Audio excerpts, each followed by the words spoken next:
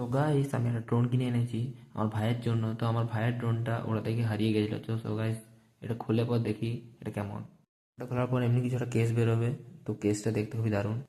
কেসটার ভিতরে থাকছে কি আমাদের ড্রোন, আর ক্যামেরা, ব্যাটারি, আর ইউজার ম্যানুয়াল।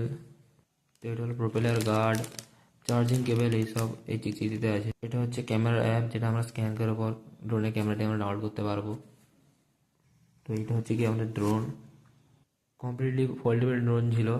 দেখুন আমি এটা আনফোল্ড করেছি, যখন এটি উড়িয়ে দেখি এটি কেমন। তো এটা সাথে একটা এমনি ছোটো রিমোট পাওয়া যায়, রিমোটটা খুবই দেখতে ভালো। এখানে এটা হচ্ছে কি ফোন স্ট্যান্ড, আর এটার সাথে দুটি 1500 mAh ব্যাটারি পাওয়া যাচ্ছে। ফোনটিকে আমরা কিছুভাবে এইভাবে অন করে নেবো। এখানে অন অফ সুইচ আছে, তো এটি অন হয়ে গেছে। এই রিমোটটিকে এইভাবে কিছু অন করতে হবে।